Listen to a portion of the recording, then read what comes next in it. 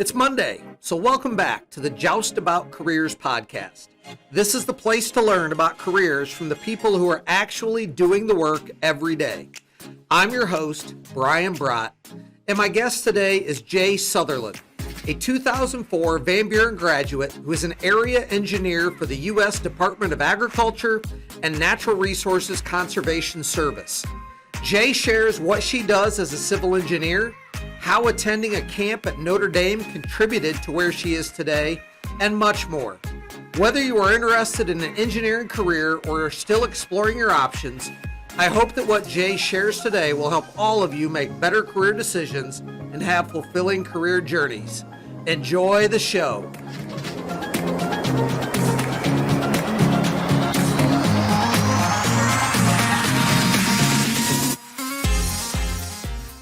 Welcome back to another episode of the Joust About Careers podcast. And today we have 2004 Van Buren graduate Jae Sutherland with us.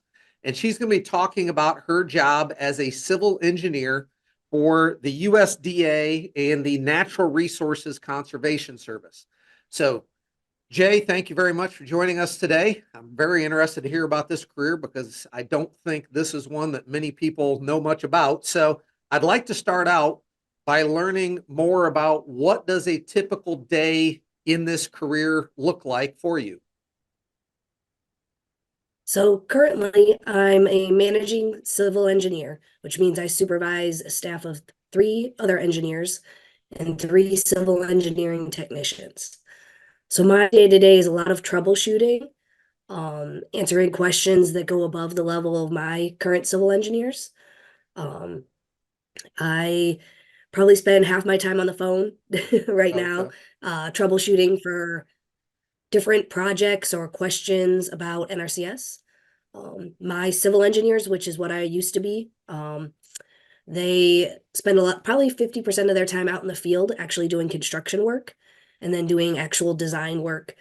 So designing, well, in our case in Wisconsin, a lot of the projects that we work on are manure storages. And so a lot of work with concrete, earthwork, heavy machinery, building structures, things like that. So they do a lot of construction inspection for those types of things and then design of those actual things. It's never the same every day, which is nice. Right. So something is always different and changing. And it's really nice because we get to see projects go from conception of a landowner coming into our office and being like, hey, how can you guys help me with this? To the actual installation of the project on the ground and completely done. Not all civil engineers can say that they get to see things from start to finish. A lot of them get very specific in their job duties, and we get to see everything from start to finish. And that's probably one of our favorite things about working for the NRCS. As far as those farmers coming in, is that required by law or are they doing that on their own? So NRCS is a completely voluntary program. There has to be what we call a resource concern or an issue on the farm, whether it's soil erosion, because they're possibly tilling too much, to manure applications. So we can't always apply manure in the winter. And so they need to be able to store it through the winter and possibly the rainy months in like April. So there has to be a resource concern, which is something along those lines. And then once that is in, farmers can come in, tell us what the issue is. We go out, do an evaluation. And then we have a whole ranking process and things. But then once we've identified that resource concern, but like I said, it's completely voluntary. But it helps them stay in compliance with state regulations as well. Here in Wisconsin, that's DNR, Department of Natural Resources. And then that way it just helps us help them in the end. Right. And ultimately everyone wants clean water. Yep. And that obviously is a huge concern. And is that something where if someone doesn't come to you and then they build something and it starts causing problems, you also then have to go into those places and identify how those problems can be solved? We can, yes. Like I said, we're voluntary. We're not a regulatory firm. And so they could have regulatory issues with the local or state regulatory authority, which means they can still work with us and we can help get them in compliance, is what we call it, Okay. or in line with the rules. Okay. So you're really never the bad guy. You're always the good guy. You helping people meet those expectations and We again, really try, yeah. right, keeping that water safe for everyone. So when Yep. you were in high school as a senior at Van Buren, what were your career plans? Did you expect to be where you are today? What did you expect to do? How did that look? So I always knew I was good at math and science. Um, and so engineering was what I ended up gravitating to. My family has a history of doing hazardous waste cleanup, so super fun sites, things like that. And so originally I had planned on working for one of those companies. I'd had summer internships with them once I was in college. Um, but that didn't quite work out the way I had planned. But yeah, when I was in high school, math and science were my go-tos. I did a engineering camp between my junior and senior year at Notre Dame.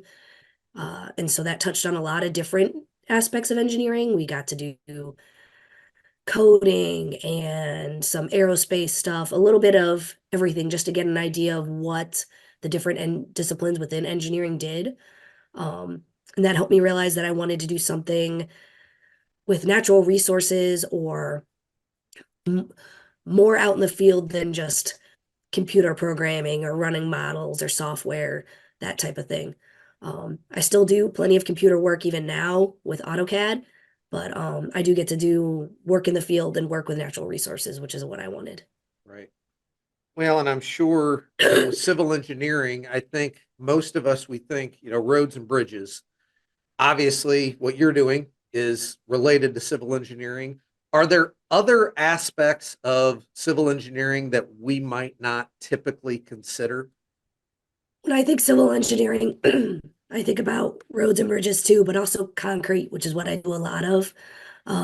Building structures, earthwork, all those things go into what I do, just not necessarily for a road. So, I mean, really, it is a lot of the roads and bridges, but I think that's interesting. Like you said, anytime there's moving earth, anytime there is concrete, that could be on a farm, that could be, um, again, I guess beyond roads and bridges, any kind of construction of anything, civil engineering could definitely play a role in that. Yeah. Oh, Yes. okay. Okay. So you talked a little bit about, going to Ohio State. You were earned a bachelor's degree in engineering, and then went to the University of Findlay to earn a master's degree in environmental safety and occupational health. Uh, Anything specific in those experiences that has been especially useful to you? I know you talked a little bit about doing some internships, things like that. Any of those that really helped you figure out this is where I want to go, or maybe helped you get your first job with the USDA and so forth? So the internships I had in college consisted of, like I said, I was a site engineer for hazardous hazardous materials cleanup company. So I took internships. I was in Florida. I actually had one here in Wisconsin. Um, I did some part-time work while I was still in Ohio. And a lot of that was working with heavy machinery, heavy equipment, construction, concrete, a lot of those things. And I was outside almost the entire time. So that really helped push me to know that I wanted something that would allow me to be outside, do more construction, um, and manage really an overall job site. Um, I also had a internship with the Uniform Public Health in Oklahoma, and that was kind of my first foray into government, working for the government for a summer.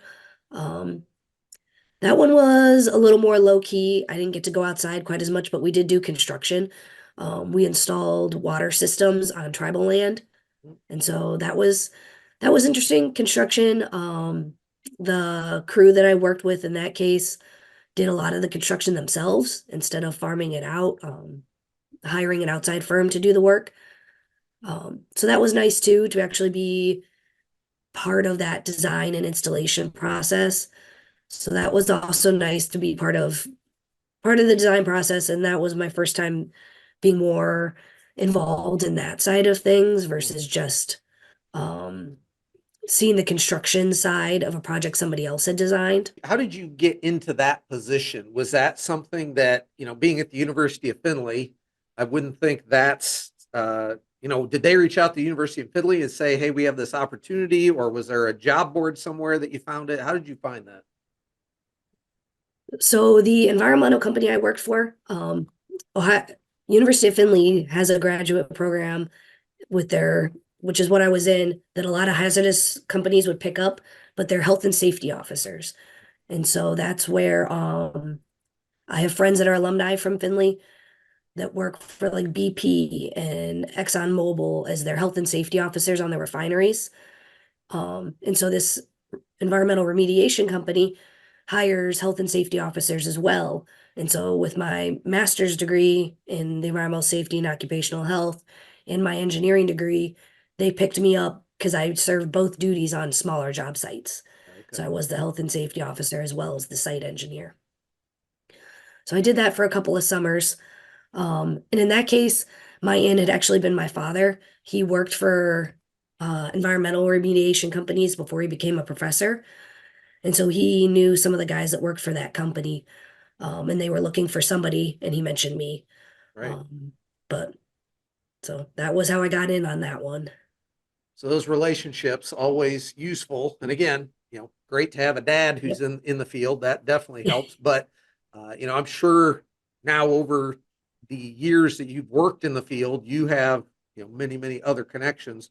Very, very useful. Yes. So you started at the USDA in 2010 in Walton, New York, went to Binghamton as a civil engineer for about 5 years, then moved to Wisconsin.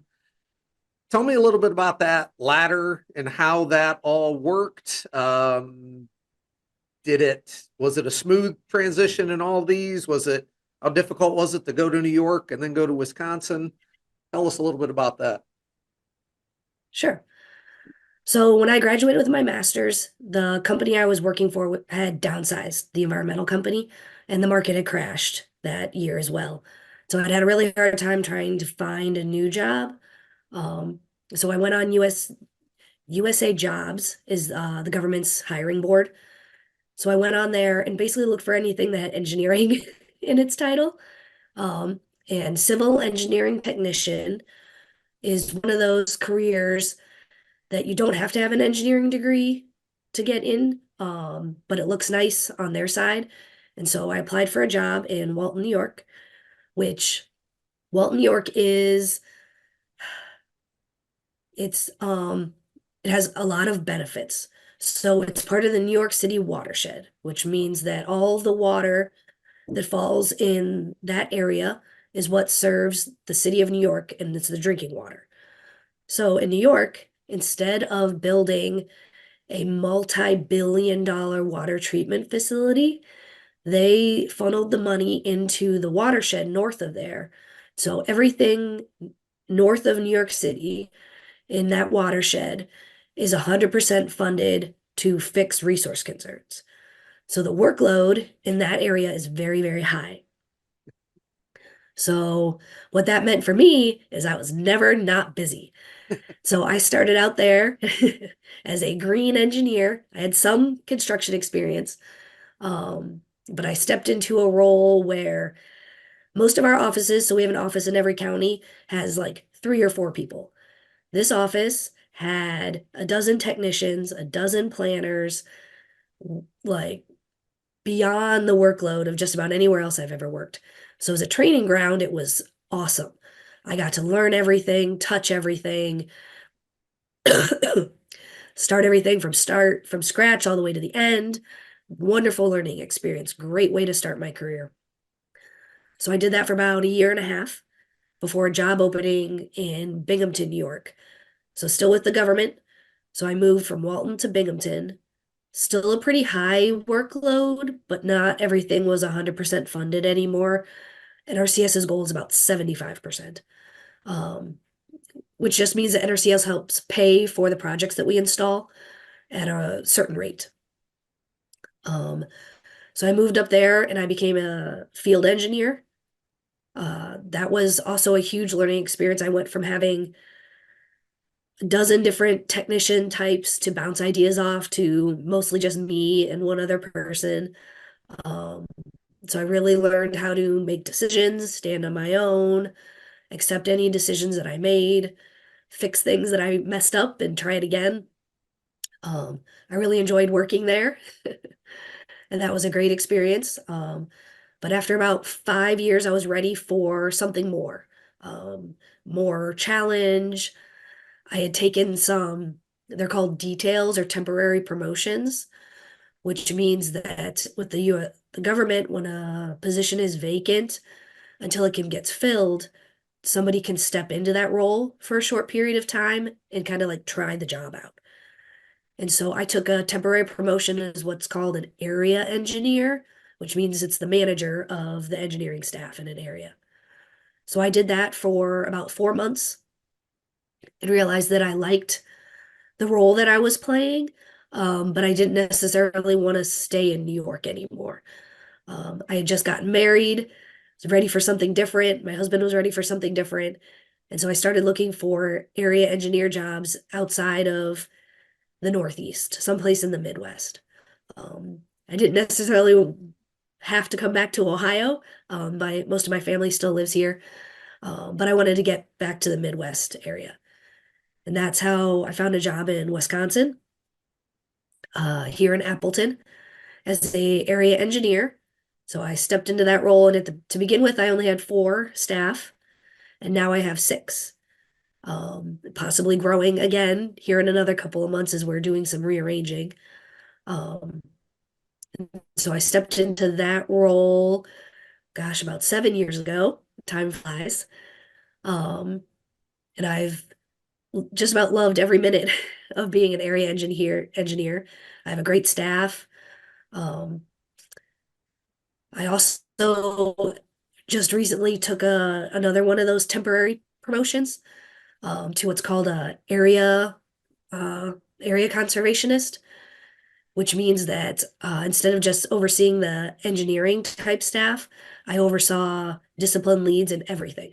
So our soil science department, our resource conservationists, our county leads, definitely a management role, not as much doing any field type work. And while that was fun, I was perfectly happy to come back to my area engineering role. So would that be the next step for someone like you, or are there a bunch of different potential steps? So it's one of many different steps. So Okay. traditionally, um, the next step for an area engineer would be a state engineer, which would be the lead for the entire state. Um, but as long as, so NRCS is very much, you have to qualify for the type of job that you want to do. So basically anything that's above the level I'm at, um, as long as you're in a management type role, you fit the criteria for it. And so there's a lot of different positions. There's, like I said, the area managers, the state conservationist, and there's other positions at our state level that I would qualify for. But some of them I maybe don't have as much experience. Like I wouldn't want to be our state soil scientist. I don't know enough about soils Right, to right, do that type of role. right. But there are other career ladder uh, pathways. Okay. That's really interesting with the whole New York City thing. I mean, I'm sure. So how far away from New York City is Walton? Um,